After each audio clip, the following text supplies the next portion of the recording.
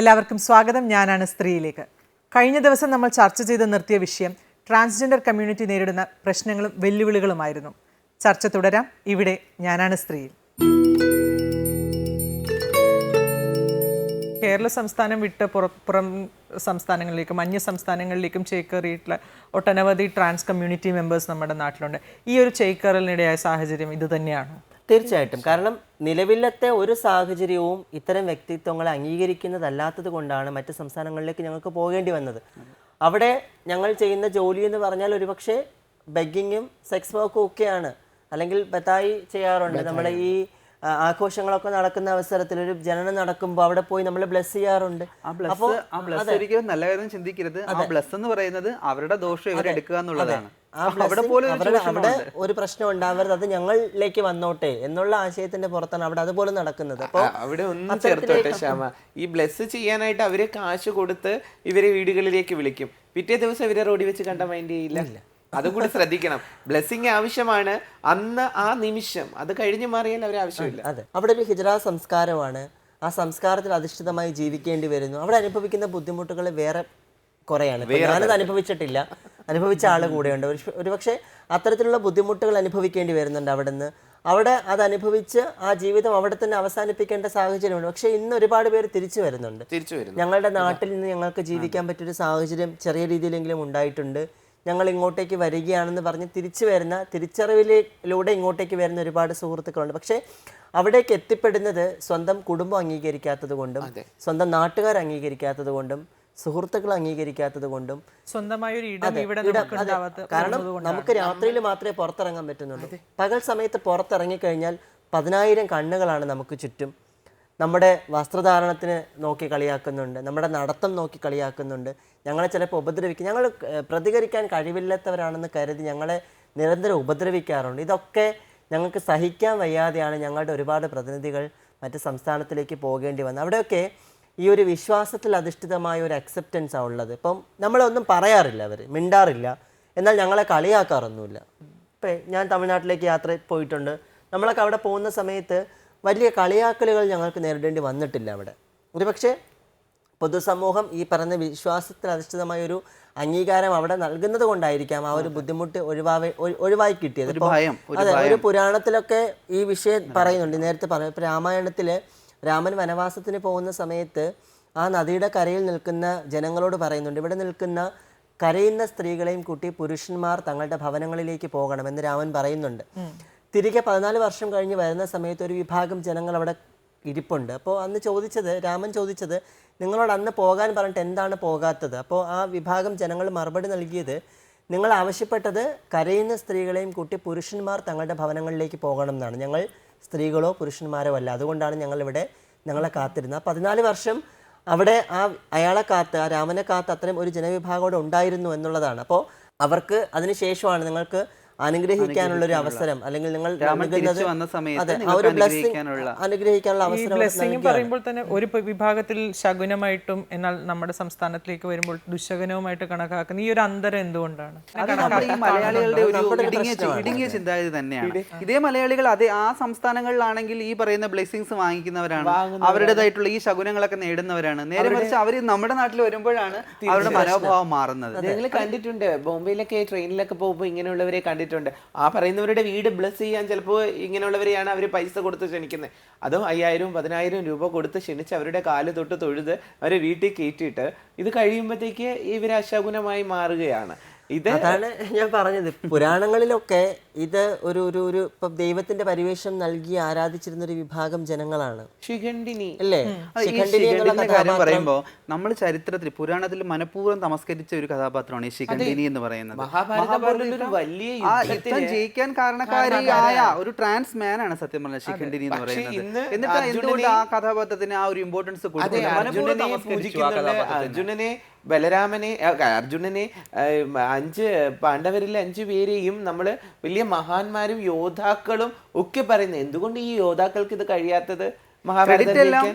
നമ്മുടെ പാണ്ഡവർക്കും ഈ യുദ്ധം ജയിക്കാൻ കാരണക്കാരൻ ആയ ശിഖണ്ഡിനിയെ ഒരു ഭാഗത്തേക്ക് മാറ്റി നിർത്തി കാലക്രമേണ വന്നപ്പോ കളിയാക്കാൻ ഉപയോഗിക്കുന്ന പദമായിട്ട് കളിയാക്കാൻ ഉപയോഗിക്കുന്ന പറയുന്ന ഭാഷയുടെ പരിമിതിയാണ് ഞാൻ പറഞ്ഞതുപോലെ. ഇപ്പൊ ശിഖണ്ഡിനി എന്നുള്ള വാക്ക് അർത്ഥശോഷണം സംഭവിച്ചത് കളിയാക്കാൻ മാത്രമുള്ള വാക്കായി നപുംസകം എന്നുള്ള വാക്ക്.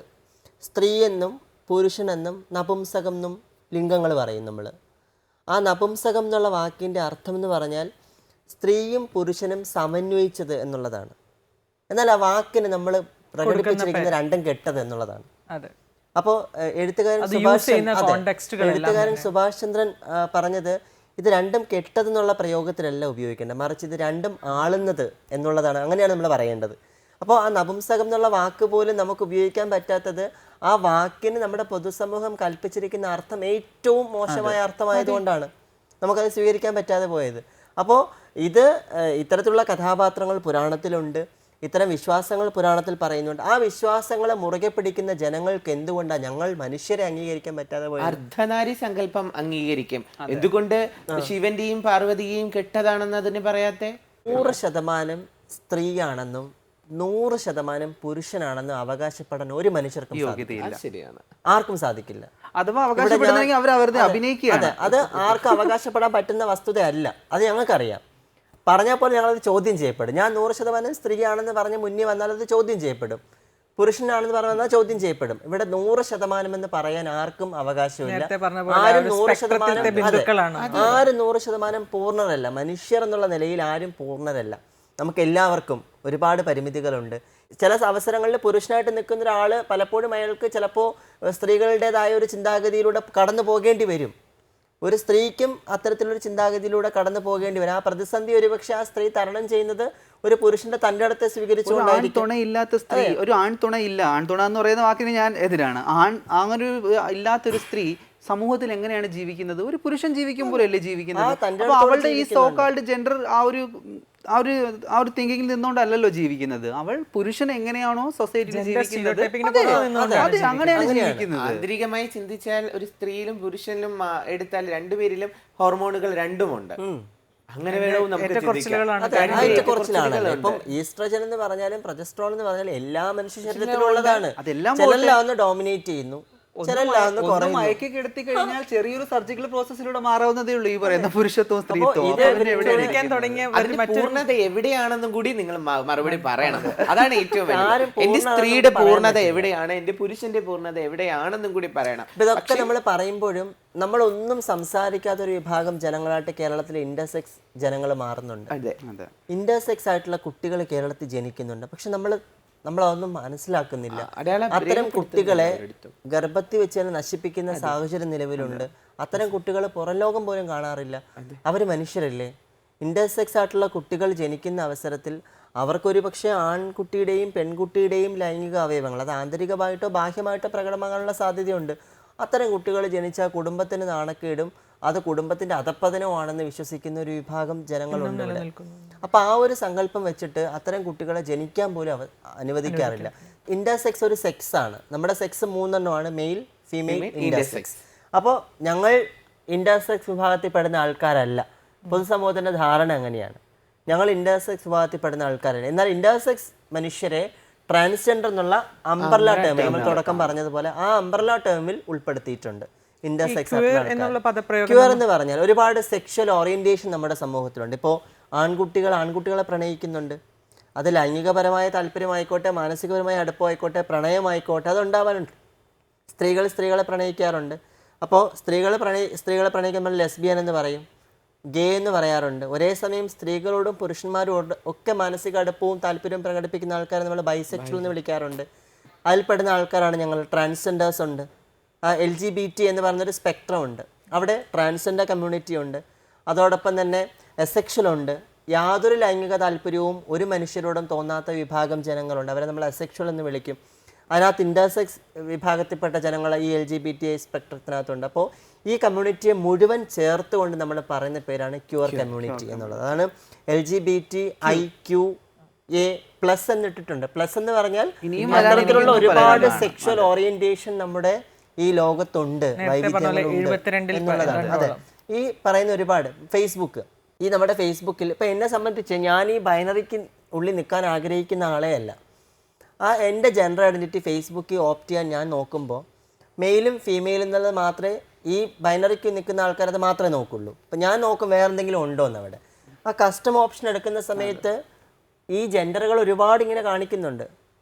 അതും പഠനത്തിൻ്റെ അടിസ്ഥാനത്തിൽ തെളിയിക്കപ്പെട്ടിട്ടുള്ളതാണല്ലോ. അപ്പോൾ അതും നമ്മുടെ ഇവിടെ നിലനിൽക്കുന്നുണ്ട്, അതൊരു യാഥാർത്ഥ്യമാണ്. അപ്പോൾ അങ്ങനെയുള്ള ഒരുപാട് വൈവിധ്യങ്ങളാണ്, അങ്ങനെയുള്ള ഒരുപാട് മനുഷ്യരാണ്. ഇപ്പോൾ സെക്ഷൽ ഓറിയൻറ്റേഷൻ്റെ പേരിലോ ജെൻഡർ ഐഡൻറ്റിറ്റിയുടെ പേരിലോ ഒന്നും വേർതിരിക്കാനുള്ള യാതൊരു സാഹചര്യവും ഇപ്പോഴത്തെ കേരളീയ പശ്ചാത്തലത്തിൽ അതിൻ്റെ ആവശ്യമില്ല. അപ്പോൾ അത് നമ്മൾ വീണ്ടും ഒന്നുകൂടെ പുനഃപരിശോധിക്കണം, ചിന്തിക്കണം. ഇവർ മനുഷ്യരല്ലേ, അവരെ അംഗീകരിക്കേണ്ടതില്ലേ എന്ന് ഈ പറയുന്ന വിവേചനം അനുഭവിക്കുന്നത് ഇവരൊക്കെ ധാരണ എന്ന് പറഞ്ഞാൽ ഇത് ഞങ്ങളെ സംബന്ധിക്കുന്ന വിഷയമല്ല. അതെ, പക്ഷെ അവരെ സ്പർശിക്കും. അവരുടെ കുടുംബത്തിൽ ഒരു കുട്ടി അങ്ങനെ ജനിക്കുമ്പോൾ തീരാവുന്ന പ്രശ്നമേ ഉള്ളൂ ഇത്.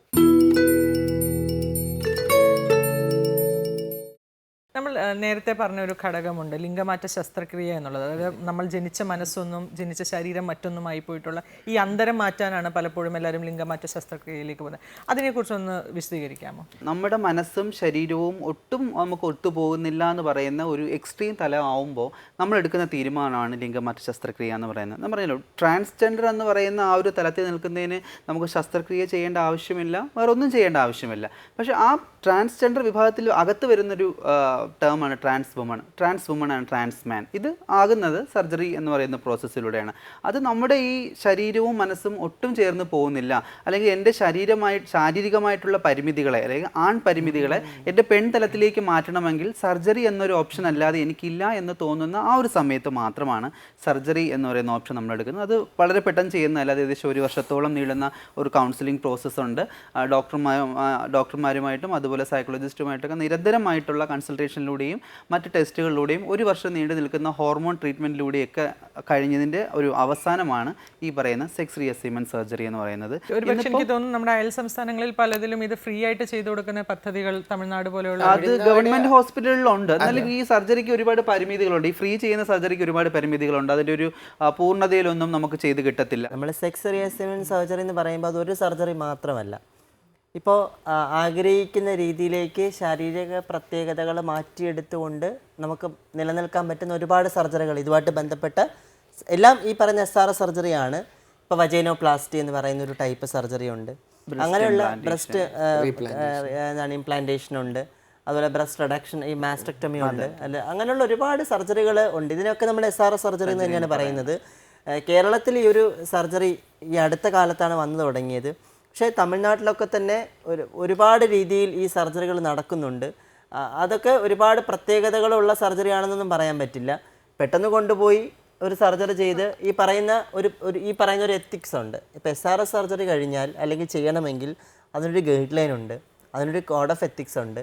ഇതൊന്നും പാലിക്കാതെയുള്ള സർജറികൾ മറ്റ് സംസ്ഥാനങ്ങളിൽ നടക്കുന്നുണ്ട്. ഇതിന്റെ മറവിൽ തട്ടിപ്പുകൾ ഒരുപാട് നടക്കുന്നുണ്ട്. അപരിഷ്കൃതമായ രീതിയിൽ പോലും സർജറി ചെയ്തിരുന്ന ഒരു കാലഘട്ടം ഉണ്ടായിരുന്നു. ഈ സെഡേഷൻ പോലും കൊടുക്കാതെ ലിംഗമാറ്റ ശസ്ത്രക്രിയ നടത്തുന്ന സെന്ററുകള്, അതും സ്റ്റെയർ കേസിന്റെ അടിയിൽ കൊണ്ടുപോയി വെറും തറയിൽ കിടത്തുക, വെറുതെ മുറിച്ച് കളയുക.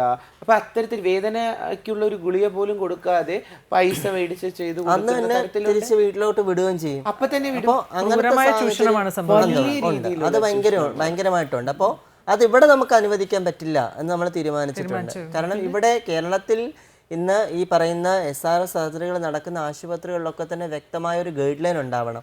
ഈ പറയുന്ന ഒരു സൈക്കോളജിസ്റ്റ്, സൈക്യാട്രിസ്റ്റ്, എൻഡോക്രൈനോളജിസ്റ്റ്, അതുപോലെ അനസ്തീഷ്യ ഡോക്ടർ, ഈ പറയുന്ന സർജൻ, അങ്ങനെ ഒരു ഗ്രൂപ്പ് ഓഫ് ഡോക്ടേഴ്സിനെ നമ്മൾ കൺസൾട്ട് ചെയ്ത് സജ്ജറാണ് നമ്മുടെ മെഡിക്കൽ ഫോഴ്സ്. ഇതിനായിട്ട് ആരും അത്രയും സജ്ജരല്ല എന്ന് തന്നെ വളരെ അടുത്തായിട്ടാണ് ഈ ഒരു 1-2 വർഷത്തിനകത്താണ് കേരളത്തിൽ ഈ സർജറികൾ ഇത്രയും വ്യാപകമായതും ഇത്തരത്തിലേക്ക് ഒരുപാട് രീതിയിൽ. അത് ഒരുപാട് എനിക്ക് തോന്നുന്നു ആ ഡോക്ടേഴ്സൊക്കെ തന്നെ പുറത്ത് പോയി പഠിച്ചതിന് ശേഷമാണ് ഇവിടെ വന്ന് സർജറി ചെയ്തിരിക്കുന്നത്. സാധാരണ ഒരു പനിക്ക് ചെന്നാൽ പോലും ഞങ്ങളെ ചികിത്സിക്കില്ല ഡോക്ടർ. സാധാരണ ഇത്തരത്തിലുള്ള സർജറിക്ക് ശേഷം നമ്മൾ ലിംഗമാറ്റത്തിലൂടെ മറ്റൊരു വ്യക്തിയായതിനു ശേഷമുള്ള പിന്നീടുള്ള ആരോഗ്യ പ്രശ്നങ്ങൾ, അത് ഏതുമായിക്കൊള്ളട്ടെ, ഒരു സാധാരണ പനി തുടങ്ങി അങ്ങോട്ടേക്ക് വരുന്ന ഏതുമായിക്കൊള്ളട്ടെ, നമുക്ക് കിട്ടുന്ന ചികിത്സാ രീതികൾ അല്ലെങ്കിൽ സ്വീകാര്യത എത്രത്തോളം ഉണ്ട്? ഇവിടുത്തെ ഇപ്പോൾ നിലവിലുള്ള ഗവൺമെന്റ് ആശുപത്രികളിൽ പോലും ഇന്ന് ഇതിനെക്കുറിച്ചുള്ള അവയർനെസ് ഡോക്ടേഴ്സിന് അവർക്ക് അതിനുള്ള അവയർനെസ് ഇല്ല. ഇന്നും എഴുതി വെച്ചിട്ടുള്ള ദ്വന്ദ്സത്വങ്ങൾ തന്നെയാണ് അവിടെ OP ടിക്കറ്റിലുള്ളത്. അത് വിട്ട് അവരും ചിന്തിക്കുന്നില്ല.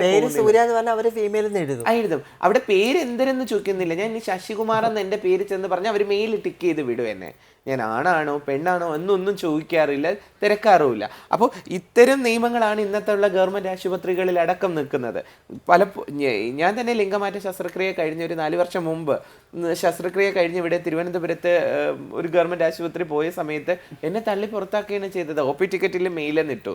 ഞാനത് വെട്ടിയിട്ട് എൻ്റെ മുഖത്ത് നോക്കിയിട്ടാണ് അവർ മെയിലിട്ടത്. വെട്ടിയിട്ട് ഞാൻ പറഞ്ഞു ഞാൻ TG ആണ്, TG എന്ന് എഴുതണം. അവർക്ക് അത് എഴുതില്ല എന്ന് പറഞ്ഞു. ഞാൻ പേനയിട്ട് TG എന്ന് എഴുതിയിട്ട് ഡോക്ടറെ അടുത്ത് കൊടുത്തു. ഡോക്ടർ പറഞ്ഞു എനിക്ക് TGയെ പരിശോധിക്കാൻ അറിയില്ല. ഡോക്ടർ മനസ്സിലാക്കുന്നില്ല മനുഷ്യ ശരീരത്തിന്റെ എല്ലാം ഒരേ വരുന്നേ ഉള്ളൂ എന്ന് ഡോക്ടർ എന്തിനു പഠിച്ചു നമ്മൾ അത് കഴിഞ്ഞ് എന്നെ ശക്തമായിട്ട് അവിടുന്ന് പുറന്തള്ളുകയാണ് ചെയ്തത്. അത് കഴിഞ്ഞ് ഞാൻ അടുത്തുള്ള പ്രൈവറ്റ് ആശുപത്രിയിൽ പോയപ്പോൾ എന്നെ കൺസൾട്ട് ചെയ്തു. അപ്പോൾ അവിടെയും ഇവിടെയും എന്താണ് വ്യത്യാസം എന്നുള്ളത് ഡോക്ടേഴ്സിൻ്റെ ഇടയിൽ എന്നുള്ളത് എനിക്കന്ന് അറിയില്ല. പക്ഷേ ഇത്തരം പ്രശ്നങ്ങൾ ഈ അടുത്ത കാലത്ത് വരെ ഹോസ്പിറ്റലുകളിലുണ്ട്. പലരെയും തൊട്ട് പരിശോധിക്കാൻ ഡോക്ടർമാരോ മറ്റുള്ളവരോ തയ്യാറാകുന്നില്ല. അവർക്ക് ബെഡുകൾ കൊടുക്കാതെ തറയിൽ കിടത്തുകയും മാറ്റി നിർത്തുകയും ബെഡുകൾ ഉണ്ടായിട്ട് പോലും മാറ്റി നിർത്തുന്ന അവസ്ഥകൾ വന്നിട്ടുണ്ട്. ഇവരെ ഏത് വാർഡിൽ പരിഗണിക്കും? അതാണ് ഏറ്റവും. ഇവിടെയും 2 വാർഡല്ലേ ഉള്ളൂ, മെയിലിൻ്റെ വാർഡും ഫീമെയിലിൻ്റെ വാർഡും. ഏത് വാർഡിൽ ഇവരെ അക്സെപ്റ്റ് ചെയ്യും? സ്ത്രീകളുടെ വാർഡിൽ പോയാൽ പ്രശ്നം ഉണ്ടാവുമോ? പുരുഷന്മാരുടെ വാർഡിൽ പോയാൽ പ്രശ്നം? അപ്പോൾ ഇത്തരം പ്രശ്നങ്ങളും ഇതിൻ്റെ ഇടയിൽ ഒരുപാടുണ്ട്. അപ്പോൾ ഈ SRS പോലുള്ള വലിയ സർജറികൾ അടിസ്ഥാനപരമായ ഒന്നും അറിയാതെ ചെയ്യുന്നതിനോട് വളരെ വിയോജിപ്പാണ് ഞങ്ങൾക്ക് കേരളത്തിലെ ആൾക്കാർക്കുള്ളത്. തമിഴ്നാട്, ബോംബെ, ഡൽഹി അടക്കമുള്ളിടത്ത് വൻ ചൂഷണങ്ങളാണ്. തമിഴ്നാട് എന്ന് പറഞ്ഞപ്പോഴാണ് നേരത്തെ ശ്രീമയി പറഞ്ഞു നിർത്തിയൊരു എലമെന്റ് ഉണ്ട്, അപരിഷ്കൃതമായ ലിംഗമാറ്റ ശസ്ത്രക്രിയ. തമിഴ്നാട്ടിലൊക്കെ അത്തരത്തിലുള്ള നിർവ്വാണം എന്ന് പറഞ്ഞ് ഈ നമ്മുടെ ഹിജഡ കൾച്ചറിൽ തന്നെ ദായമ്മ ചെയ്തു കൊടുക്കുന്ന സർജറികളുണ്ട്. വെറും ₹1 ബ്ലൈഡിൽ ലിംഗഛേദനം നടത്തി കൊടുക്കുക. ഇതിൽ ആള് രക്ഷപ്പെട്ടു വരുമെന്നൊന്നും നമുക്ക് പറയാൻ പറ്റില്ല. ഒരു കുഴി കുഴിച്ചിട്ടിട്ടാണ് ഈ ഒരു അർദ്ധരാത്രി 12 മണിക്ക് ഈ ഒരു അന്ധവിശ്വാസങ്ങളുണ്ട്. അത് പോരാഞ്ഞിട്ട് ആ കുട്ടിക്ക് ഈ ബ്ലഡ് വാർന്നൊഴുകിയാൽ അതിനെ എന്ത് ചെയ്യണമെന്നറിയില്ല. കുറെ മഞ്ഞപ്പൊടിയും ഭസ്മവും ചേർത്ത് അടയ്ക്കപ്പെടുകയാണ് അവിടെ ചെയ്യുന്നത്. അതിന് മൂത്രം നല്ല രീതിയിൽ പോകുന്നുണ്ടോ, ട്യൂബ് ഇടുന്നോ, യാതൊരു അത്ര വേദനയും സഹിച്ച് ഞാൻ സ്ത്രീയായി മുന്നോട്ട് വരിക. ഞങ്ങളൊക്കെ വേദന സഹിക്കുന്നു. ഞാനും SRS കഴിഞ്ഞ ഒരാളാണ്. ഞാൻ അത്രയും വേദന മാസങ്ങളോളം നടക്കാൻ വയ്യാതെ വേദന സഹിച്ച് ജീവിച്ച ആളാണ്. ഇവിടെ ഞങ്ങളുടെ എയിം ഇതാണ്, ഞാനൊരു സ്ത്രീയായി മുന്നിൽ നിൽക്കണം. ഒരു സ്ത്രീ എൻ്റെ മനസ്സിനോടൊപ്പം എൻ്റെ ശരീരത്തെയും കൊണ്ടുവരണം. അത്രത്തോളം വരുമ്പോഴും സ്ത്രീകളുടെ ഭാഗത്തു നിന്നും ഞങ്ങളോട് നെഗറ്റീവാണ്.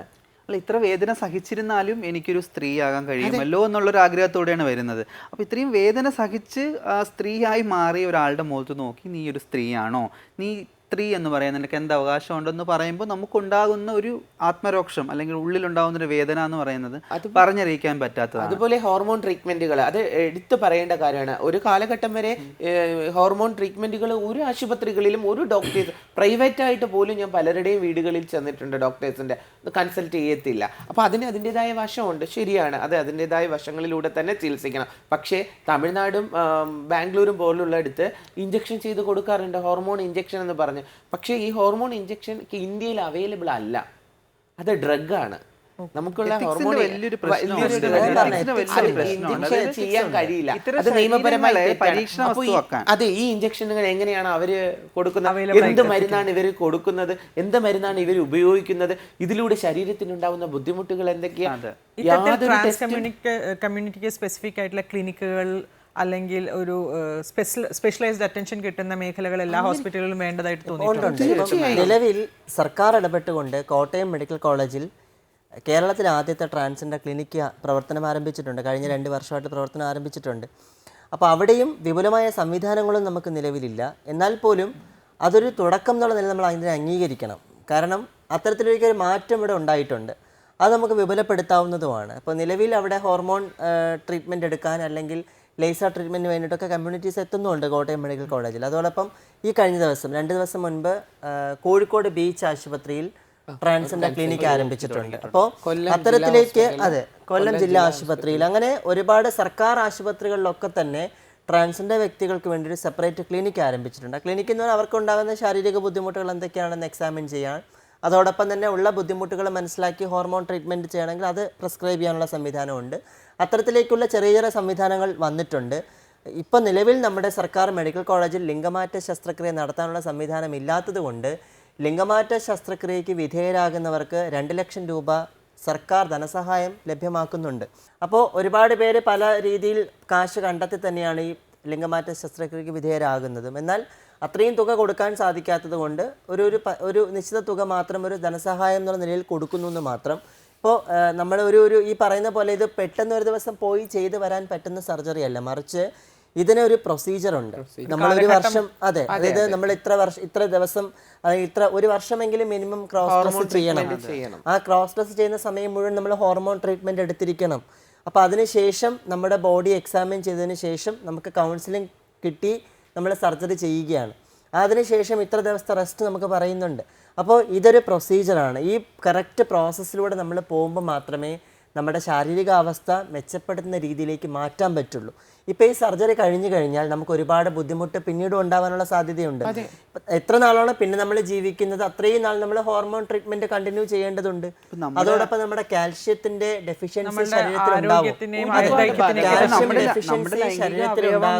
നമ്മുടെ ഒരു ഹോർമോൺ പ്രൊഡ്യൂസ് ചെയ്യുന്ന ഒരു അവയവമാണ് നമ്മുടെ ശരീരത്തിൽ. ഇപ്പം മെയിൽ ഹോർമോൺ പ്രൊഡ്യൂസ് ചെയ്യുന്ന അവയവമാണ് ടെസ്റ്റിക്കിൾസ് എന്ന് പറയുന്നത്. ടെസ്റ്റിക്കിൾസ് ഉൾപ്പെടെയാണ് റിമൂവ് ചെയ്യുന്നത്, സർജറിയിലൂടെ മാറ്റുന്നത്. അപ്പം നമ്മുടെ ശരീരത്തിൽ അതുവരെ ഉണ്ടായിരുന്ന മെയിൽ ഹോർമോൺ സ്റ്റോപ്പ് ആവുകയാണ്. പിന്നെ ശരീരത്തിൽ വേറൊരു ഹോർമോണും ഇല്ല. ഏതെങ്കിലും ഒരു ഹോർമോൺ ഇല്ലാതെ ഒരു മനുഷ്യ ശരീരത്തിന് നിൽക്കാൻ പറ്റില്ല. അപ്പോൾ അതിന് പകരമായി നമ്മൾ സ്ത്രീ ഹോർമോൺ എടുക്കുകയാണ്, അത് ഇഞ്ചക്ഷനിലൂടെയും ടാബ്ലറ്റിലൂടെയും. അപ്പോൾ അതുവരെ നമ്മുടെ ശരീരം സ്വീകരിക്കാതെ ഒരു ഹോർമോൺ എടുക്കുമ്പോൾ അതിൻ്റെതായിട്ടുള്ള പ്രശ്നം ശരീരത്തിനുണ്ടാവും. അത് നമ്മൾ എത്ര നാളാണ് പിന്നെ ജീവിക്കുന്നത് അത്രയും നാൾ നമ്മൾ ടാബ്ലറ്റ് എടുക്കേണ്ടി വരും. പിന്നെ കാൽഷ്യത്തിന്റെ ഡെഫിഷ്യൻസി വലിയ രീതിയിൽ നമ്മുടെ ശരീരത്തിൽ സംഭവിക്കും, എല്ലുകൾക്ക് ബലക്കുറവ് സംഭവിക്കും. അപ്പൊ അതിനൊക്കെയുള്ള റെമഡീസ് നമ്മുടെ ശരീരത്തിൽ നമ്മൾ ചെയ്യേണ്ടി വരും. ഈ വരുന്ന ഹോർമോൺ ശരീരത്തിന് ആവശ്യമാണോ, എത്ര അളവിൽ വേണം, ഇതൊന്നും ടെസ്റ്റ് ചെയ്യപ്പെടുന്നില്ല, ഒരിടത്തും രേഖപ്പെടുന്നില്ല. അവർ ചെല്ലുക, മരുന്ന് മേടിക്കുക, കുത്തിവെക്കുക, പോവുക. ഇങ്ങനെയുള്ളവരുടെ ആരോഗ്യനില, മാനസിക നില, അതിലുപരി ഇവർ എത്ര നാള് എന്ത് തരത്തിലുള്ള ആയുർദൈർഘ്യം, എന്ത് തരത്തിലുള്ള എഫക്ട് ബോഡിയിൽ വരും. ഇന്ന് പോയാൽ നാളെ ശസ്ത്രക്രിയ ചെയ്യും. അങ്ങനത്തെ ആശുപത്രിയും അങ്ങനത്തെ ക്ലിനിക്കും ഡോക്ടേഴ്സും ഉണ്ട്. കേരളത്തിലില്ല. സാമ്പത്തിക ചൂഷണമാണ്, വലിയ തോതിലുള്ള നേരെ തിരിച്ച് ട്രാൻസ്മെന്നിന്റെ കാര്യം നമ്മൾ ചിന്തിക്കുകയാണെങ്കിൽ ഇതിലും ഭീമമായ തുകയും ഘട്ടം ഘട്ടമായ സർജറി. പക്ഷേ 18 മണിക്കൂർ നീളുന്ന സർജറിയാണ്. 18 മണിക്കൂർ ആണ് ഈ സർജറിക്ക് വേണ്ടത്. അത് പ്രോബബിളി മെയിൽ ടു ഫീമെയിൽ ആണെങ്കിലും ഫീമെയിൽ ടു മെയിൽ ആണെങ്കിലും, മറ്റ് ഫീമെയിൽ ടു മെയിൽ ആകുമ്പോൾ കുറച്ചുകൂടി സമയമെടുക്കും ഈ സർജറിക്ക്. കാരണം അത് ഞങ്ങളെക്കാൾ കുറച്ചുകൂടെ കോംപ്ലിക്കേഷൻ ഉള്ള സർജറിയാണ്. ചിലപ്പോൾ ഈ 18 മണിക്കൂർ കണ്ടിന്യൂസ് ആയിട്ട് ഡോക്ടറിന് സർജറി ചെയ്യാൻ സാധിക്കണമെന്നില്ല. ഇവർ നേരെ ഈ സഡേഷൻ കൊടുത്തിരിക്കുന്ന, അനസ്തേഷ്യ കൊടുത്തിരിക്കുന്ന ഈ ബോഡിയെ ഇവർ നേരെ വെന്റിലേറ്ററിലേക്ക് മാറ്റി ഈ പുറത്ത് നിൽക്കുന്ന ഞങ്ങൾക്ക് അതിൻ്റെതായ പേടിയും വിഷമവും ഒക്കെ ഉണ്ട്. നമുക്ക് കൂടെ ആരുമില്ല, നമുക്ക് കുടുംബം ഇല്ലാത്തത് കൊണ്ടാണോ എന്ന് ഞങ്ങൾ ചിന്തിക്കാറുണ്ട്. ചോദിക്കാൻ ആരും ഇല്ലാത്തത് കൊണ്ടാണോ എന്ന് നമ്മൾ ചിന്തിക്കാറുണ്ട്. ഈ വെന്റിലേറ്ററിലേക്ക് ഒരു ബോഡി മാറ്റിക്കഴിഞ്ഞാൽ പിന്നെ അവിടെ എന്താണ് നടക്കുന്നത് നമ്മൾ ആരും അറിയുന്നില്ല. എത്രയോ മണിക്കൂർ, തൊട്ടടുത്ത ദിവസം വീണ്ടും സർജറി കണ്ടിന്യൂ ചെയ്യും. അന്ന് കംപ്ലീറ്റ് ചെയ്യാൻ പറ്റില്ലെങ്കിൽ അന്ന് ഇവരിങ്ങോട്ടേക്ക് ഇങ്ങനെ മാറ്റും. അപ്പോൾ ഇങ്ങനെയുള്ള ഒരുപാട് നമ്മുടെ ജീവന് തന്നെ ആപത്തായിട്ടുള്ള ഒരുപാട് ബുദ്ധിമുട്ടുകൾ ഈ സർജറിയുമായിട്ട് ബന്ധപ്പെട്ട്. പക്ഷെ എന്നാൽ പോലും നമ്മൾ അതുമായിട്ട് മുന്നോട്ട് പോകുന്നതിനുള്ള കാരണം ഈ പറയുന്ന ആഗ്രഹിക്കുന്ന രീതിയിൽ എൻ്റെ ശാരീരിക പ്രത്യേകത അത്തരത്തിലേക്ക് മാറ്റി ആഗ്രഹിക്കുന്ന ഒരു ജീവിതം പോസിബിൾ ആവണം എന്നുള്ളത് കൊണ്ടാണ്. ഏറ്റവും കൂടുതൽ ബുദ്ധിമുട്ടുള്ള സർജറിയാണ് ഒരു പക്ഷേ female to male transgender surgery എന്ന് പറയുന്നത്. ആദ്യം അവരുടെ ഈ പറയുന്ന ബ്രസ്റ്റ് റിമൂവൽ സർജറി പോലും ഒരുപാട് ബുദ്ധിമുട്ടെടുക്കുന്ന ഒന്നാണ്. ചിലർക്ക് ഭൂരിഭാഗം ആൾക്കാർക്കും അത് 4-5 പ്രാവശ്യം ചെയ്യേണ്ടി വരും. കാരണം അത് കറക്ഷൻ സർജറി എന്നുള്ള പേരിൽ പിന്നെ ചെയ്യേണ്ടി വരും. ആദ്യം ചെയ്യുന്നത് പെർഫെക്റ്റ് ആവണമെന്നില്ല. അപ്പോൾ അതിനൊക്കെയുള്ള നല്ല രീതിയിലുള്ള പരിശീലനം ഒരുപക്ഷെ ഡോക്ടേഴ്സിന് ലഭ്യമാകാത്തത് കൊണ്ടാണ് അത്തരത്തിലേക്ക് നമ്മുടെ ശരീരം വീണ്ടും വീണ്ടും കീറി മുറിക്കേണ്ടി വരുന്നത്. സ്വാഭാവികമായിട്ടും ഒരു ശരാശരി വ്യക്തി അല്ലെങ്കിൽ നമ്മളൊരു ഹോസ്പിറ്റലിൽ കാണുമ്പോൾ വാദിക്കൽ നിൽക്കുന്ന കുടുംബാംഗങ്ങളായിരിക്കും കൂടുതലും ഉണ്ടാവാറില്ല. കുടുംബത്തിന്റെ അസാന്നിധ്യം എത്രത്തോളം പ്രകടമാവും ഈ ഒരു കാലഘട്ടത്തിൽ? ഒരുപാട് പ്രകടമാണ്. കുടുംബം, ഫാമിലി എന്നുള്ള ഒരു മെമ്പേഴ്സും ഒരു പക്ഷെ ഉണ്ടാവില്ല. ഞങ്ങൾ തന്നെയാണ് ഉണ്ടാകുന്നത്. ഞങ്ങള് പോസ്റ്റ് സർജിക്കൽ കാലയളവിൽ ഞങ്ങളെ കെയർ ചെയ്യുന്നത് ട്രാൻസ്ജെൻഡർ ആയിട്ടുള്ള ഞങ്ങളുടെ തന്നെ സുഹൃത്തുക്കളായിരിക്കും. അവിടെ വേറെ ആരുടെയും ഫാമിലിയുടെ ഒരു ഇടപെടൽ അവിടെ ഉണ്ടാവില്ല. ഞാനിപ്പോൾ സർജറി കഴിഞ്ഞ് കിടന്ന സമയത്ത് എന്നെ നോക്കിയത് സൂര്യമമ്മിയും എൻ്റെ വൈഷ്ണവി എന്നൊരു സിസ്റ്ററും കൂടെയാണ്. അവരാണ് എന്നെ 15-20 ദിവസം പരിപാലിച്ചുകൊണ്ട് വന്നത്. എൻ്റെ വീട്ടുകാർക്ക് പോലും അറിയില്ലായിരുന്നു എൻ്റെ സർജറി കഴിഞ്ഞു എന്നുള്ള കാര്യം പോലും. അപ്പം അഥവാ അവർക്ക് അറിയെങ്കിൽ പോലും അവർക്ക് നമ്മളെ പരിപാലിക്കണം അറിയത്തില്ല. എങ്ങനെയാണ് പരിപാലിക്കേണ്ടത്, എങ്ങനെയാണ് ശുശ്രൂഷ, ആ ഒരു കാര്യങ്ങളൊന്നും അവർക്ക് അറിയത്തില്ലായിരിക്കും. അപ്പോൾ എനിക്ക് കൂട്ടായി നിന്നത് എൻ്റെ അമ്മയുടെ സ്ഥാനത്ത് ഇപ്പൊ നിൽക്കുന്നവരാണ്. പോലും നമ്മുടെ സർജറി കഴിഞ്ഞ് കേരളത്തിൽ ഇപ്പോഴും സർജറി കഴിഞ്ഞിട്ട് റെസ്റ്റ് ചെയ്യുന്ന ആൾക്കാർ ഇപ്പോൾ ഉണ്ട്. ഇപ്പം ഒരാഴ്ച മുമ്പ് സർജറി കഴിഞ്ഞവരൊക്കെ ഉണ്ട്. ഇവരെയൊക്കെ പരിപാലിക്കുന്നത് നമ്മുടെ തന്നെ കമ്മ്യൂണിറ്റി മെമ്പേഴ്സ് തന്നെയാണ്. വേറെ എവിടെ നമുക്ക് പുറത്തുനിന്ന് ഒരാൾ നമ്മളെ കെയർ ചെയ്യാനോ അല്ലെങ്കിൽ നമ്മുടെ ആവശ്യങ്ങൾക്ക് വേണ്ടിയിട്ട് എന്തെങ്കിലും സാമ്പത്തിക സഹായം ചെയ്യാനൊന്നും വേറെ ആരും വരുന്നില്ല. നമ്മൾ തന്നെയാണ് നമ്മുടെ നോക്കുന്നതും.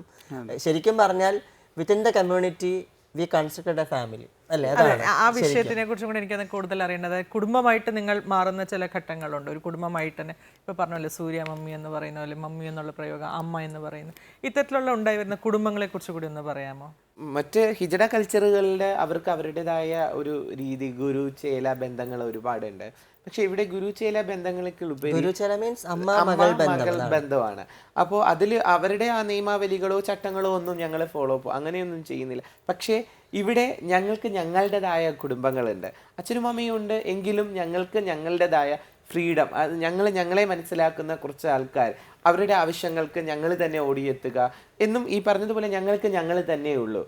ഇന്ന് ഇവിടെ വരെ എത്തിയത് ഞങ്ങൾ തന്നെ ഫൈറ്റ് ചെയ്തിട്ട്. അപ്പോൾ ഞങ്ങളുടെ ആഘോഷങ്ങൾ, ഞങ്ങൾക്ക് നഷ്ടപ്പെട്ടു പോയ ആഘോഷങ്ങൾ, നമുക്ക് നഷ്ടപ്പെട്ടു പോയ ആ ദിവസങ്ങൾ, ഇതെല്ലാം ഞങ്ങളിൽ തന്നെ ഒരു കുടുംബം ക്രിയേറ്റ് ചെയ്യും. ഇവിടെ അമ്മയുണ്ട്, സഹോദരങ്ങളുണ്ട്, സഹോദരിമാരുണ്ട്, ഈ കുഞ്ഞമ്മ വല്യമ്മ ബന്ധങ്ങളെല്ലാം ഞങ്ങൾക്ക് ഇവിടെ തന്നെയുണ്ട്. ഇവിടെ പലരെയും, എനിക്ക് 15 മക്കളുണ്ട്, എൻ്റെ മകളാണ് എന്ന് പറയാൻ എനിക്ക് അഭിമാനമേ ഉള്ളൂ. ഇവിടെ എന്നിൽ അടിച്ചേൽപ്പ് ഇല്ല എന്ന് മറ്റുള്ളവർ പറയുന്ന മാതൃത്വം എനിക്ക് നൽകാൻ കഴിയും. അതുപോലെ ശ്രീമയിക്ക് ഒരു മകളെ കിട്ടിയാൽ അങ്ങനെ ഞങ്ങളിൽ തന്നെ മകളും മകനും ഒക്കെ ചേർത്തൊരു കുടുംബങ്ങൾ ഇന്ന് കേരളത്തിൽ ഒരുപാട് അടുത്തുണ്ട്. ഞങ്ങൾ വീട്ടുകാരോടൊപ്പം കൂടെ ചേർത്ത് നിന്നുകൊണ്ട് അവർക്കൊരു സപ്പോർട്ട് എന്ന രീതിയിൽ തന്നെ അവരെ മുമ്പോട്ട് കൊണ്ടുവരാനും ഞങ്ങൾ സന്തോഷിക്കുവാനും അവസരങ്ങൾ ക്രിയേറ്റ് ചെയ്യുന്നുണ്ട് ഒരുപാട്. അങ്ങനെ പലരും ഞങ്ങളുടെ ഇടയിൽ പലരും അമ്മയും മക്കളും ഒക്കെ തന്നെ. അതായത് ബന്ധുക്കളും സമൂഹവും നമ്മളെ മാറ്റി നിർത്തിയപ്പോൾ ഞങ്ങളുടെ ആളുകൾ തന്നെ ഞങ്ങളുടേതായിട്ടുള്ളൊരു ബന്ധു സമൂഹം ഉണ്ടാക്കി എന്നുള്ളതാണ്. അതാണ് ഈ ഒരു ബന്ധം ഉണ്ടാക്കുമ്പോൾ ഞങ്ങൾ ആരും മുൻകൂട്ടി ഒരുപക്ഷെ രക്തബന്ധത്തിലുള്ള ആൾക്കാർ ആരുമല്ല നമ്മൾ. പക്ഷെ അതിനേക്കാൾ ഒരു ആത്മബന്ധം നമ്മൾ പിന്നീട് നമ്മൾ രൂപപ്പെടുത്തി എടുക്കുന്നുണ്ട്. ഞാനും ഷാമിയും ഡിഗ്രി മുതൽ ഒരുമിച്ച് പഠിച്ചു വന്നവരാണ്. ഞങ്ങളപ്പോൾ കൂട്ടുകാരായിരുന്നു. ഇപ്പം ഞങ്ങൾ സഹോദരിമാരാണ്. ആ ഒരു തലത്തിലേക്ക് ബന്ധം മാറിക്കഴിഞ്ഞു. അപ്പം ആ സമയത്ത് ആ ഒരു സുഹൃത്ത് ബന്ധം മാത്രമേ ഉണ്ടായിരിക്കും. നമ്മൾ നമ്മുടെ വീട്ടിലേക്കാണ് പോകുന്നത്. പിന്നെ നമ്മുടെ ഒരു ഐഡൻറ്റിറ്റി തുറന്ന് പറഞ്ഞ് നമ്മൾ പുറത്ത് വരുമ്പോൾ വീട്ടിൽ നിന്നൊക്കെ നമ്മൾ അല്പം അകലുകയാണ്. അപ്പോൾ നമുക്ക് വളരെ ബന്ധങ്ങളുടെ ആ ഒരു ദൃഢത വരുന്നത് ഇത്തരം ഇത് ഉണ്ടാക്കുമ്പോഴാണ്, ബന്ധങ്ങൾ. സ്വാഭാവികമായിട്ടും നമുക്ക് ഈ ഏരിയയിൽ അറിയേണ്ട മറ്റൊരു ഘടകം വിവാഹ ജീവിതവും എന്നുള്ള ഒരു ഘടകമാണ്. എത്രത്തോളമാണ് വിവാഹ ജീവിതത്തിനുള്ള സ്വീകാര്യതയും സാധ്യതയും നിലനിൽക്കുന്നത്? ഇത് വിവാഹ ജീവിതത്തിനെ പറ്റി പറയുമ്പോൾ നമ്മൾ ആദ്യം നിയമനിർമ്മാണത്തിന് പറയാം. നമുക്കിവിടെ വ്യക്തമായൊരു നിയമം ഇപ്പോഴും ഉണ്ടായിട്ടില്ല. ട്രാൻസ് വ്യക്തികൾ തമ്മിൽ വിവാഹം കഴിച്ചാലോ അല്ലെങ്കിൽ ആ ഒരു ഹെറ്ററോസെക്ഷൽ വിവാഹത്തിൽപ്പെട്ട ഒരു വ്യക്തി വിവാഹം കഴിച്ചാലോ നമുക്കൊരു നിയമപരിരക്ഷ ഇതുവരെ വന്നിട്ടില്ല. അത്തരം വിവാഹങ്ങൾ രജിസ്റ്റർ ചെയ്യാൻ നമുക്ക് നിയമമായിട്ടില്ല. അതിനുശേഷമുള്ള കാര്യങ്ങൾ അതിനൊന്നും ഒരു വ്യക്തത ഇതുവരെ വന്നിട്ടില്ല. പക്ഷേ എങ്കിൽ പോലും നമ്മുടെ ഇടയിൽ വിവാഹങ്ങൾ നടക്കുന്നുണ്ട്. ഏറ്റവും റീസെൻ്റായിട്ട് നടന്ന സൂര്യ ഈശാൻ വിവാഹം തന്നെ അറിയാം. ഈ കേരളത്തിൻ്റെ ആദ്യത്തെ ട്രാൻസ് ദമ്പതികൾ എന്ന് പറയുന്ന രീതിയിൽ അവരുടെ വിവാഹം നടന്നു. അതിനോടനുബന്ധിച്ച് ഒരുപാട് വിവാഹങ്ങൾ തുടർന്ന് നടക്കുന്നുണ്ട്. ഇപ്പോൾ സാധാരണ ആൺ പെൺ വിവാഹങ്ങൾ എന്നതുപോലെ തന്നെ നമുക്കും ഒരു മനസ്സുണ്ട്, ഒരു കുടുംബം ആവണം എന്നുള്ള ആഗ്രഹങ്ങളെല്ലാം ഉണ്ട്. ഒരു പക്ഷേ ഈ ആൺ പെൺ ജീവിതങ്ങളെക്കാൾ ഉപരി വളരെ നല്ല രീതിയിൽ ഇപ്പോഴും വളരെ സക്സസ്ഫുള്ളായിട്ട് തുടർന്നു പോകുന്ന ഒരുപാട് കുടുംബങ്ങൾ ഞങ്ങൾക്കിടയിലുണ്ട് എന്ന് പറയും. ഞങ്ങൾക്ക് ഒരുപാട് അഭിമാനമുണ്ട്. നമ്മുടെ പുരുഷന്മാരൊക്കെ തയ്യാറാവുന്നുണ്ട്. ട്രാൻസ്ജെൻഡർ സ്ത്രീകളെ കല്യാണം കഴിക്കാൻ തയ്യാറായി പുരുഷന്മാർ മുന്നോട്ട് വരുന്നുണ്ട്. കുടുംബങ്ങളിലെ സ്വീകാര്യത എത്രത്തോളം ഉണ്ട്? അങ്ങനെ ഒരു പക്ഷേ ഫാമിലിയെ കൺവിൻസ് ചെയ്യാൻ സാധിക്കും ഭൂരിഭാഗം പേർക്ക്. ഇപ്പോൾ തിരുവനന്തപുരത്ത് തന്നെ ഒരു കല്യാണം കഴിഞ്ഞപ്പോൾ, ചാർമിയുടെ കല്യാണം കഴിഞ്ഞിട്ട് ആ കുട്ടി താമസിക്കുന്ന അയാളുടെ ഭർത്താവിൻ്റെ വീട്ടിലാണ്. ഭർത്താവിൻ്റെ അമ്മയുണ്ട്, സഹോദരങ്ങളുണ്ട്. അപ്പോൾ അവിടെ ആ കുട്ടി അംഗീകരിച്ചു, അവർ അങ്ങനെ ജീവിക്കുന്നുണ്ട്. അപ്പോൾ നമ്മുടെ പൊതുസമൂഹത്തിൽ നിൽക്കുന്ന പുരുഷന്മാർ ട്രാൻസ്ജെൻഡർ ആശാവഹമായ മാറ്റങ്ങളും സംഭവിക്കുന്നുണ്ട്. ട്രാൻസ് സ്ത്രീകളെ വിവാഹം ചെയ്യാൻ തയ്യാറായി മുന്നോട്ട് വരുന്നുണ്ട്. ട്രാൻസ് പുരുഷന്മാരെ വിവാഹം ചെയ്യാൻ സ്ത്രീകൾ തയ്യാറായി മുന്നോട്ട് വരുന്നുണ്ട്. അപ്പോൾ അതൊക്കെ പ്രകടമായ മാറ്റങ്ങളല്ലേ? നമ്മളതിനെയൊക്കെ അങ്ങനെയാണ് കാണേണ്ടത്. അപ്പോൾ അത്തരത്തിലേക്ക് ഞങ്ങളുടെ ജീവിതത്തെ മനസ്സിലാക്കി ഞങ്ങളുടെ കൂടെ നിൽക്കാൻ ആഗ്രഹിക്കുന്ന സ്ത്രീകളും പുരുഷന്മാരും ഒക്കെ നമ്മുടെ സമൂഹത്തിലുണ്ട്. ട്രാൻസ്മാനും ട്രാൻസ് വുമനും തമ്മിൽ കല്യാണം കഴിക്കുന്നുണ്ട്. അപ്പോൾ അത്തരത്തിൽ ഇപ്പം ഇതൊരു മാതൃകാ വിവാഹമായിരുന്നു. അപ്പോൾ അത്തരത്തിലേക്ക് ആ മാതൃക സ്വീകരിച്ച് മുന്നോട്ട് ജീവിക്കാൻ ആഗ്രഹിക്കുന്ന ഒരുപാട് സുഹൃത്തുക്കൾ നമ്മുടെ കൂടെയുണ്ട്. അപ്പോൾ അത്തരത്തിലേക്കുള്ള വിപുലമായ രീതിയിൽ നമ്മുടെ കല്യാണങ്ങൾ നടക്കുന്നുണ്ട്, അത്തരത്തിലേക്ക് നമ്മൾ ജീവിക്കുന്നുണ്ട്. അപ്പോൾ അതൊക്കെ അടുത്ത ഘട്ടങ്ങളിലേക്ക് അതെ. എല്ലാവരും പിന്നെ അവിടെ ഒരു പ്രശ്നം പറയുന്നത് ഞങ്ങൾക്ക് റീപ്രൊഡക്ഷൻ കപ്പാസിറ്റി ഉണ്ടാവില്ല. അത് പൂർണ്ണമായും തിരിച്ചറിഞ്ഞുകൊണ്ട് തന്നെ പിന്നെ എല്ലാ ബന്ധങ്ങളിലും കുട്ടികളുണ്ടാവുമെന്ന് നമുക്ക് പറയാൻ പറ്റില്ല. കല്യാണം കഴിക്കുന്ന എല്ലാവർക്കും കുട്ടികളുണ്ടാവുമെന്ന് ചോദിച്ചാൽ ഉണ്ടാവില്ല. എല്ലാവർക്കും ഉണ്ടാവാനുള്ള സാധ്യതയില്ല. ചില പ്രത്യേകതകളുടെ അടിസ്ഥാനത്തിൽ ചിലപ്പോൾ ചിലർക്ക് ഉണ്ടാവാനുള്ള സാധ്യത ഉണ്ടാവുന്നില്ല. അപ്പോൾ അവിടെ റീപ്രൊഡക്ഷൻ്റെ പേരിൽ ചിലപ്പോൾ വേണമെങ്കിൽ ഞങ്ങളെ മാറ്റി നിർത്താം. നിങ്ങൾക്ക് കുട്ടികളുണ്ടാവില്ലല്ലോ എന്ന് വേണമെങ്കിൽ പറഞ്ഞ് മാറ്റി നിർത്താം. അപ്പോൾ ഞങ്ങൾ പറയുന്നത് എല്ലാ ബന്ധങ്ങളിലും കുട്ടികളുണ്ടാവുന്നതിന് ഗ്യാരണ്ടി ഇല്ല. പിന്നെ ലൈംഗിക ജീവിതമാണ് കൂടുതലും പേരും പലരും നേരിട്ട് ചോദിക്കാൻ മറിച്ച് പേപ്പറിലൊക്കെ എഴുതി ചോദിക്കും, നിങ്ങളെ കല്യാണം കഴിച്ചു കഴിഞ്ഞാൽ മുമ്പോട്ടുള്ള ജീവിതം എത്തരത്തിലാവും എന്നൊക്കെ ചോദിക്കും. സോ അവിടെ ഒരു പ്രശ്നമില്ല. അത്തരത്തിലേക്കുള്ള സർജറികൾ, അത്തരത്തിലുള്ള അഡ്വാൻസ്ഡ് ആയിട്ടുള്ള സർജറികളാണ് നടക്കുന്നത്. ദാമ്പത്യ ജീവിതമായിട്ട് മുന്നോട്ട് പോകാൻ യാതൊരു തടസ്സവും നിലവിലത്തെ സാഹചര്യത്തിലില്ല. എന്തായാലും സമൂഹത്തിന്റെ ആദ്യ പ്രതികരണങ്ങൾ? നമ്മളെപ്പോഴും സമൂഹത്തിന് പുറത്തെന്ന് പറയുമ്പോൾ സമൂഹത്തിന് അകത്തേക്ക് ചിന്തിക്കാൻ ഞങ്ങൾക്ക് കഴിഞ്ഞിട്ടുണ്ട്. സമൂഹത്തിൽ പലരും പറഞ്ഞിട്ടുണ്ട് നിങ്ങൾക്ക് കുടുംബമായി ജീവിക്കാൻ പറ്റില്ല, നിങ്ങൾക്ക് ഇതേപോലെ ഭാര്യാഭർത്തൃ ബന്ധം പറ്റില്ല. ഇത് നോക്കി ഒരു മാസത്തിനകത്ത് അടിച്ചു പിരിയും. ഇന്ന് 8 മാസം കഴിഞ്ഞു ഞങ്ങളുടെ വിവാഹം കഴിഞ്ഞിട്ട്. ഞങ്ങൾ എല്ലാ കുടുംബങ്ങളിലുള്ളതുപോലെ ചെറിയ ചെറിയ ഇണക്കങ്ങളും ഉണ്ടെന്നല്ലാതെ ഞങ്ങൾ സന്തോഷകരമായി, ഞാൻ ഇന്നൊരു വീട്ടിലെ മരുമകളായാണ് ജീവിക്കുന്നത്. ഒരു ഉമ്മയുടെയും വാപ്പയുടെയും വീട്ടിൽ അവരുടെ മകളെക്കാളും സ്നേഹം. അവർക്ക് 3 മക്കളാണ്. അതിൽ മൂത്ത ആളാണ് ഇക്ക, ബാക്കി 2 സഹോദരിമാരുണ്ട്. ആ 2 സഹോദരിമാരെ പോലെ തന്നെ അല്ലെങ്കിൽ അതിൽ ഒരുപടി കൂടുതലായി സ്നേഹിക്കുന്ന ഒരു ഉമ്മയുടെയും വാപ്പയുടെയും കൂടെയാണ് ജീവിക്കുന്നത്. അപ്പോൾ അവർ നേരിടുന്ന വെല്ലുവിളികളാണ് എനിക്ക് ഇപ്പോൾ ഈ അവസരത്തിൽ ഓർമ്മിക്കുന്നത്. കാരണം പൊതുസമൂഹത്തിൻ്റെ നിന്ന് കുറച്ചുകൂടി മാറിയാണ് അവർ വെല്ലുവിളികൾ. കാരണം ഇരട്ട വിളിക്ക ചോദിക്കും, മരുമോള് എപ്പോഴും ഉമ്മയുടെ അടുത്ത് ചോദിക്കുന്ന ഒരു ചോദ്യം, ജോലിയൊക്കെ ചെയ്യുമെന്ന്. അപ്പോൾ അവര് കൂട്ടിച്ചേർത്ത് ജോലി ചെയ്യാവുന്നവരാണോ, മരുമകള് അമ്മായിയമ്മ പോരും, ഇതൊക്കെ നമ്മൾ സീരിയലിലൊക്കെ കണ്ടിട്ട് ആണ് നമ്മൾ അങ്ങോട്ട് ചെല്ലുന്നത്. പക്ഷേ അമ്മയെക്കാളും വാത്സല്യം. ഇന്ന് എൻ്റെ മകളാണെന്ന് എൻ്റെ ഉമ്മ അഭിമാന പുരസ്കാരം പറയും. എല്ലായിടത്തും എന്നെ നെളിഞ്ഞു നിർത്തി കൊണ്ടുപോകും. എന്നെ കഴിഞ്ഞ ദിവസം ഒരു ഷോർട്ട് ഫിലിമിൻ്റെ ഒരു ഡോക്യുമെൻ്ററിയുടെ ഒരു ഇൻ്റർവ്യൂ ഉണ്ടായിരുന്നു വീട്ടിൽ. അപ്പോൾ എൻ്റെ നാത്തൂൻ പറഞ്ഞ ഒരു വാക്ക് എനിക്ക് ഇന്നും, എന്ന് വെച്ചാൽ എൻ്റെ ഇക്കയുടെ സഹോദരി പറഞ്ഞ വാക്ക് ഇന്നും ഞാൻ ഒന്നും കൂടി പറയാൻ ആഗ്രഹിക്കുന്നു. അത് വല്ലാതെ ഹൃദയത്തെ തട്ടിയതാണ്. എൻ്റെ സഹോദരൻ ഒരു സ്ത്രീയെ വിവാഹം കഴിച്ചിട്ട് വന്നതിനേക്കാൾ 100% ട്രാൻസ് കമ്മ്യൂണിറ്റിയിലുള്ള സൂര്യയെ വിവാഹം കഴിച്ചതാണ് ഞങ്ങൾക്ക് സന്തോഷമെന്ന്. ഇത് ഞങ്ങളുടെ കമ്മ്യൂണിറ്റി അംഗീകരിക്കുന്ന ഒരു വാക്കായിട്ടാണ് എനിക്ക് തോന്നി. കാരണം ഞങ്ങളുടെ കുടുംബങ്ങളിൽ ഇന്ന് ട്രാൻസ് ഒരാളുണ്ടെങ്കിലും അതുപോലുള്ളവരെ അംഗീകരിക്കാനുള്ള മനസ്സ് കുടുംബങ്ങൾ ഇന്ന് കൊണ്ടുവരുന്നു. അതൊരു സമൂഹത്തിലേക്ക് നമ്മുടെ മാറ്റത്തിന് തുടക്കമാണ്. ഇന്നും തുരുത്തുകളിൽ ഒളിക്കപ്പെട്ട ഒരുപാട് പേരുണ്ട്. ഈ ഒരു വിവാഹത്തിൻ്റെ ആശയം വന്നപ്പോൾ ഒരുപക്ഷെ ആദ്യമായി ഞാൻ സംസാരിക്കുന്നത് ശ്യാമയുടെ അടുത്താണ്. നമ്മൾ ഭയങ്കര കൂട്ടുകാരുമാണ്. അപ്പോൾ ശ്യാമയുടെ അടുത്താണ് ഞാൻ ആദ്യം പറഞ്ഞത്, ശ്യാമ ഇങ്ങനൊരു പ്രപ്പോസൽ വരുന്നുണ്ട് എന്നുള്ള കാര്യം. അപ്പോൾ ഇഷാൻ ആദ്യമായിട്ട് ചോദിച്ചത് മറ്റുള്ള പുരുഷന്മാരിൽ നിന്ന് വ്യത്യസ്തമായ ഞാൻ എന്നെ വിവാഹം കഴിച്ച് എൻ്റെ കുടുംബത്തെ കൊണ്ടുപോകണമെന്ന്.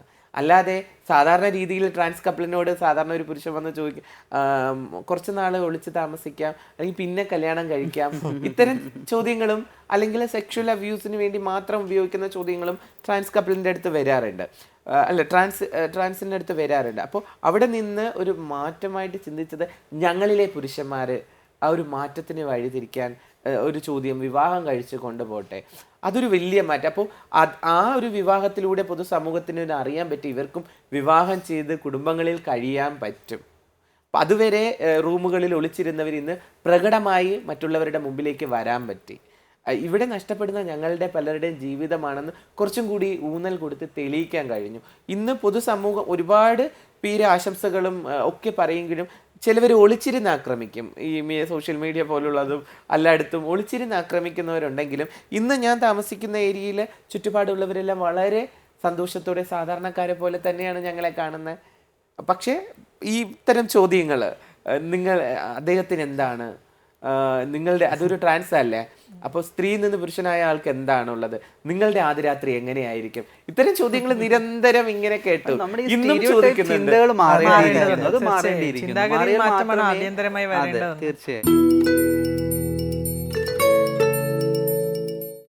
ഒരു കാര്യം ശ്യാമയുടെ അടുക്ക പ്രത്യേകിച്ചും TG സെല്ലിൻ്റെ പ്രവർത്തകയും മെയിൻ വ്യക്തിയും കൂടെ ആയതുകൊണ്ട് ചോദിക്കട്ടെ, വാർദ്ധക്യകാലത്തേക്ക് വരുമ്പോൾ ഇവരുടെ മീൻസ് ട്രാൻസ് കമ്മ്യൂണിറ്റിയിലെ വ്യക്തികളുടെ ജീവിതങ്ങൾ എങ്ങനെയാണുള്ളത്? അവരെ കുറച്ചുകൂടി കൂടുതൽ അടുത്തറിയുകയും അവർക്ക് വേണ്ടിയുള്ള പോളിസി നിർമ്മാണത്തിലും ഒക്കെ ഇടപെട്ടുകൊണ്ടിരിക്കുന്ന വ്യക്തിയാണ്. നിലവിൽ വാർദ്ധക്യം അനുഭവിക്കുന്ന വ്യക്തികളാരും നമ്മുടെ വൃദ്ധസദനങ്ങളിൽ ഇല്ല എന്നുള്ളതാണ് എടുത്തു പറയേണ്ട ഒരു കാര്യം. ഇപ്പോഴത്തെ കണക്കുകൾ നമ്മുടെ ട്രാൻസ്ജെൻഡർ വ്യക്തികളാരും വൃദ്ധസദനങ്ങളിൽ ഇല്ല. ഞങ്ങൾ ഇങ്ങനൊരു ഫാമിലി കൺസ്ട്രക്ട് ചെയ്യുന്ന സമയത്ത് ഞങ്ങളുടെ കൂടെ നിൽക്കുന്ന മുതിർന്ന ആൾക്കാരെ സംരക്ഷിക്കാനുള്ള ചുമതല ഇപ്പം ഞാൻ എൻ്റെ അമ്മയായി കാണുന്ന ആളെന്നുള്ള നിലയിൽ ഒരു വ്യക്തിയെ സംരക്ഷിക്കാൻ, അവരെ എൻ്റെ അമ്മയെപ്പോലെ തന്നെ ചേർത്ത് നിർത്താൻ ഞാൻ തയ്യാറാവും. അത് എനിക്ക് അവർ തരുന്ന സ്നേഹവും കരുതലും ഒക്കെയാണ് എന്നെക്കൊണ്ട് അങ്ങനെ ചെയ്യാൻ പ്രേരിപ്പിക്കുന്നത്. അപ്പോൾ ഞങ്ങൾക്കൊരു ഫാമിലി അങ്ങനെ ഇല്ലെങ്കിൽ പോലും, ഞങ്ങളുടെ ഫാമിലിയിൽ ഞങ്ങൾ പുറത്താണെങ്കിൽ പോലും അത്തരത്തിലുള്ള മുതിർന്ന വ്യക്തിത്വങ്ങളെ കൂടെ ചേർത്ത് നിർത്താൻ, നമ്മളോടൊപ്പം സംരക്ഷിക്കാനൊക്കെ നമ്മൾ തയ്യാറാവും. അപ്പോൾ അതുകൊണ്ട് അവിടെ വേറൊരു പ്രശ്നം വരുന്നില്ല. അത്തരത്തിലുള്ള ബുദ്ധിമുട്ടിനെ കുറിച്ച് നമ്മൾ പിന്നെ ഈ സർക്കാർ സംവിധാനത്തിൽ വരുന്ന സമയത്ത് പ്രായം കഴിഞ്ഞ ഇപ്പോൾ 60 വയസ്സിന് മേൽ പ്രായമുള്ള എല്ലാ മനുഷ്യർക്കും ലഭിക്കുന്ന പരിഗണന മാത്രമേ നമുക്കും അവിടുന്ന് ലഭ്യമാകുന്നുള്ളൂ. ഒരു വാർദ്ധക്യ പെൻഷൻ നമുക്ക് നൽകുന്നു എന്നുള്ളത് മാത്രമേ ഉള്ളൂ. മറിച്ച് ആ പ്രായത്തിൽ ഒരുപാട് മുന്നോട്ട് പോയ ആൾക്കാർ, ഒരുപാട് പ്രായം ചെന്ന ആൾക്കാർക്കൊക്കെ വേണ്ടുന്ന പരിഗണനയും സംരക്ഷണമൊക്കെ ഉറപ്പാക്കാൻ നമ്മൾ തന്നെയാണ് ശ്രമിക്കുന്നത്. കാരണം നമ്മുടെ കമ്മ്യൂണിറ്റിയാണ്, നമ്മുടെ അമ്മയാണ്, നമ്മുടെ അമ്മൂമ്മയാണ് എന്നൊക്കെ പറഞ്ഞ് നമ്മൾ അവരെ കൂടെ ചേർത്ത് നിർത്താൻ ശ്രമിക്കുകയും അവരെ സംരക്ഷിക്കുകയും ചെയ്യും.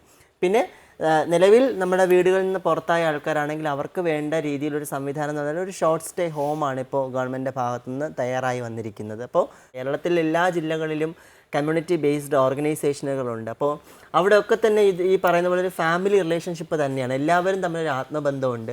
എല്ലാവരും ഒരു ഈ പറയുന്ന ഒരു ബോണ്ടിനുള്ളിൽ നിൽക്കുന്നവർ തന്നെയാണ്. അപ്പോൾ ഇവിടെ എന്തെങ്കിലും പ്രശ്നം ഉണ്ടായാലും എനിക്ക് വിഷമം ഉണ്ടാവും, ഇവിടെ എന്തെങ്കിലും പ്രശ്നം ഉണ്ടായാലും എനിക്ക് വിഷമം ഉണ്ടാവും. അപ്പോൾ ആ ഒരു കോൺസെപ്റ്റാണ്, അതിൽ തന്നെയാണ് നമ്മൾ മുന്നോട്ട് പോകുന്നതും ജീവിക്കുന്നതും. പിന്നെ ട്രാൻസ്ജെൻഡർ സെല്ല് എന്നുള്ളത് ഒരു നോഡൽ സംവിധാനം കേരളത്തിൽ വന്ന സമയത്ത് ഒരുപാട് പേർക്ക് ഒരുപാട് പ്രതീക്ഷയുണ്ടായിരുന്നു, എന്തെങ്കിലും കേരളത്തിൽ ട്രാൻസ്ജെൻഡർ വെൽഫെയറിന് വേണ്ടി നടക്കുമെന്നുള്ളത്. അപ്പോൾ എന്നെ സംബന്ധിച്ച് എനിക്ക് ഒരു വർഷം കൊണ്ട് ചെയ്യാവുന്നതിൻ്റെ പരമാവധി പ്രവർത്തനങ്ങൾ ഞാൻ ചെയ്തു എന്നുള്ളത് ഒരിടത്ത് ഇരുന്നുകൊണ്ട് ചെയ്യുന്നതല്ല, മറിച്ച് ഒരു സ്റ്റേറ്റ് നോഡൽ ഓഫീസർ ആണെങ്കിൽ പോലും ഒരിടത്ത് ഇരുന്നിട്ടല്ല ഞാനത് ചെയ്തത്. നിരന്തരം കയറി ഇറങ്ങേണ്ട സ്ഥലത്ത് കയറി ഇറങ്ങി അവരെ കൊണ്ട് നിർബന്ധിച്ച് ചെയ്യിച്ച് തന്നെയാണ് ഈ ഒരുപാട് പദ്ധതികൾ ഇന്ന് ആവിഷ്കരിച്ചത്. ഒരുപാട് തമിഴ്നാട്ടിൻ്റെ സോഷ്യൽ ജസ്റ്റിസ് നോക്കും, എന്തെങ്കിലും പദ്ധതികൾ ട്രാൻസ്ജെൻഡേഴ്സിനുണ്ടോ? ഇല്ല.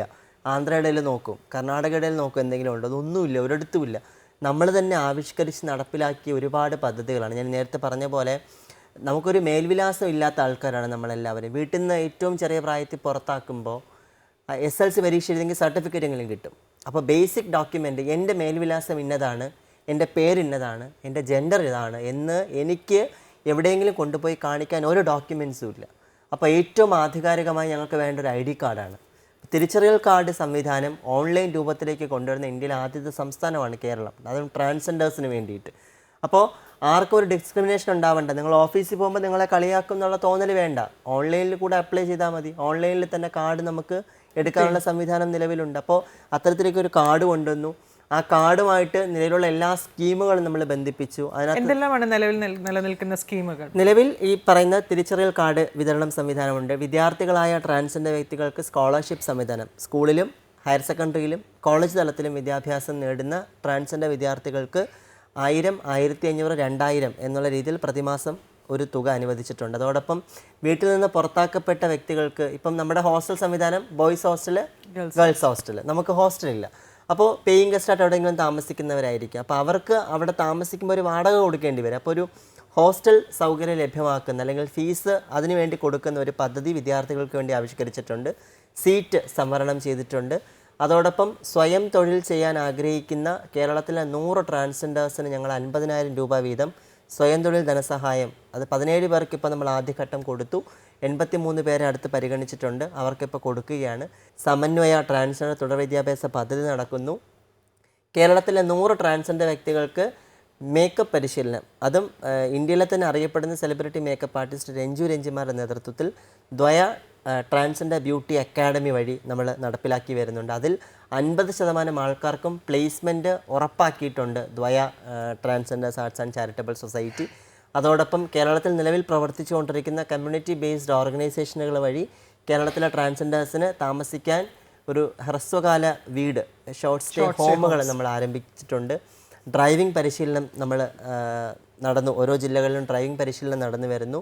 പിന്നെ സംരംഭകരാവാൻ ആഗ്രഹിക്കുന്നവർക്ക് സീസ്റ്റഡ് എന്ന സർക്കാർ ഏജൻസി വഴി സംരംഭകത്വ വികസന പരിശീലന പരിപാടി നമ്മൾ ആദ്യഘട്ടം പൂർത്തീകരിച്ചിട്ടുണ്ട്. അതിൻ്റെ രണ്ടാം ഘട്ടത്തിൻ്റെ ഇൻ്റർവ്യൂകൾ വിവിധ ജില്ലകൾ കേന്ദ്രീകരിച്ച്, മീൻസ് ഒരു റീജിയൻ കേന്ദ്രീകരിച്ച് നടന്നു വരുന്നുണ്ട്. കഴിഞ്ഞ ഒരു വർഷം കൊണ്ട് വിപുലമായ ഒരുപാട് പദ്ധതികൾ സർക്കാരിന്റെ മറ്റ് സംസ്ഥാനങ്ങൾക്ക് ഒരു മാതൃകയാണ്. കാരണം ഇപ്പം ശ്യാമ പറഞ്ഞ പോലെ തമിഴ്നാടും ആന്ധ്രയും നോക്കി, ആന്ധ്രയിൽ നിന്ന് തമിഴ്നാട്ടിൽ നിന്ന് നമ്മുടെ നാട്ടിലേക്ക് നോക്കട്ടെ. ഒരിടത്തുമില്ല. ഇപ്പോൾ ഓസ്ട്രേലിയയിൽ നിന്ന് പോലും ഇപ്പോൾ ഇവിടെ ആൾക്കാർ സ്റ്റഡി ചെയ്യാൻ വരുന്നുണ്ട്. കേരളത്തിൽ ട്രാൻസിൻ്റെ വിഷയവുമായിട്ട് ബന്ധപ്പെട്ട് നടന്ന പ്രവർത്തനങ്ങൾ, അതോടൊപ്പം തന്നെ നമുക്ക് ഏറ്റവും കൂടുതൽ ക്രൈസിസ് ഉണ്ടാകുന്ന സാധ്യത നിലവിലുണ്ട്. അപ്പോൾ ഒരു 24 മണിക്കൂറും പ്രവർത്തിക്കുന്ന ഹെൽപ്പ് ലൈൻ സംവിധാനം ഞങ്ങൾ രൂപപ്പെടുത്തിയിട്ടുണ്ട്. അതും പ്രവർത്തനം ആരംഭിച്ചിട്ടുണ്ട്. ആരംഭിച്ച് ഏകദേശം 10 മാസമായി. അവിടെ വരുന്ന കോളുകൾക്ക് വേണ്ട രീതിയിലുള്ള പ്രവർത്തനങ്ങൾ നമ്മൾ അതുമായിട്ട് ബന്ധപ്പെട്ടുള്ള ഫോളോ അപ്സ് നമ്മൾ നടത്താറുണ്ട്. പോലീസായിട്ട് ബന്ധപ്പെട്ടൊക്കെ നടത്താറുണ്ട്. പിന്നെ ഈ ഒരുപാട് പേരെങ്കിലും ലൈംഗിക തൊഴിൽ ചെയ്യേണ്ടുന്ന സാഹചര്യം നിലവിലുണ്ട്. അപ്പോൾ അവർക്കുള്ള ബുദ്ധിമുട്ടുകൾ മനസ്സിലാക്കി ഒരു HIV സീറോ സർവൈലൻസ് സെൻറ്റർ നമ്മൾ തിരുവനന്തപുരം ജില്ലയിൽ പൈലറ്റ് അടിസ്ഥാനത്തിൽ സ്ഥാപിച്ചിട്ടുണ്ട്. അതിൻ്റെ പ്രവർത്തനവും സോഷ്യൽ വെൽഫെയർ ബോർഡ് വഴി നടന്നു വരുന്നുണ്ട്. അപ്പോൾ കേരളം തീർച്ചയായും ഇന്ന് മറ്റ് സംസ്ഥാനങ്ങൾക്ക് മാതൃക തന്നെയാണ്. അവർക്ക് സ്വീകരിക്കാൻ പറ്റുന്ന മാതൃക തന്നെയാണ് നമ്മളിന്ന് അത്രയും ഒരു ലെവലിലോട്ട് തന്നെ നമുക്ക് പറയാൻ സാധിക്കാതെ നമുക്ക് സ്വന്തമായിട്ട് എന്തെങ്കിലുമൊക്കെ നമ്മളിൽ എന്താണ് ഉള്ളതെന്ന് ശരിക്കും ഐഡൻറ്റിഫൈ ചെയ്തതിന് ശേഷം നമ്മൾ സമൂഹത്തിനെ നോക്കി കാണുകയാണ്, നമ്മുടെ കുടുംബത്തിനെ നോക്കി കാണുകയാണെങ്കിൽ അവരിൽ നിന്നും ഒരു പരിഗണനയും ഒരു സ്നേഹവും ഒരു കെയറും തീർച്ചയായും ലഭിക്കും. ഇപ്പോൾ നമ്മളെ കൊണ്ടൊന്നിനും സാധിക്കില്ല, നമ്മളെ കൊണ്ടൊന്നിനും കൊള്ളാത്തവരാണെന്ന് കരുതി പിന്മാറി ഉൾവലിഞ്ഞ് ജീവിക്കുന്ന ആൾക്കാരിലാണ് ശരിക്കും അവഗണന വളരെ കൂടുതലായിട്ടുള്ളത്. നമ്മൾ ആത്മധൈര്യത്തോടുകൂടി നമ്മളും ഈ സമൂഹത്തിൻ്റെ ഭാഗമാണ്, നമ്മളെ കൊണ്ടും ഈ സമൂഹത്തിന് വേണ്ടിയിട്ട് എന്തെങ്കിലും ചെയ്യാൻ കഴിയും എന്ന് വിചാരിച്ചുകൊണ്ട് നമ്മുടെ ധൈര്യം കൂട്ടിക്കൊണ്ട് നമ്മൾ മുന്നോട്ടുള്ള ചുവടുകൾ വച്ചു കഴിഞ്ഞാൽ ശരിക്കും തീർച്ചയായും നമുക്ക് വിന്നറാവാൻ കഴിയും. നമ്മൾ സമൂഹത്തിൻ്റെ ഒരു ഭാഗമാകാൻ കഴിയും. നമ്മുടെ എവിടെയെങ്കിലും നമ്മുടെ കൈരേഖകൾ പതിഞ്ഞ അത് എന്നും എല്ലാവർക്കും ഓർക്കാനായിട്ട് എന്നും ഉണ്ടാവും. ട്രാൻസ്ജെൻഡർ കമ്മ്യൂണിറ്റിയുടെ അവകാശങ്ങൾ സംരക്ഷിക്കാനുള്ള നിയമങ്ങളും സംവിധാനങ്ങളും നിലവിൽ വന്നു തുടങ്ങിയിട്ടുണ്ട്. പക്ഷെ അതുമാത്രം പോരാ, സമൂഹത്തിൻ്റെ സമീപനവും മാറേണ്ടിയിരിക്കുന്നു. അടുത്ത ആഴ്ച നമുക്ക് ഒത്തുചേരാം മറ്റൊരു വിഷയവുമായി. അതുവരെ നമസ്കാരം.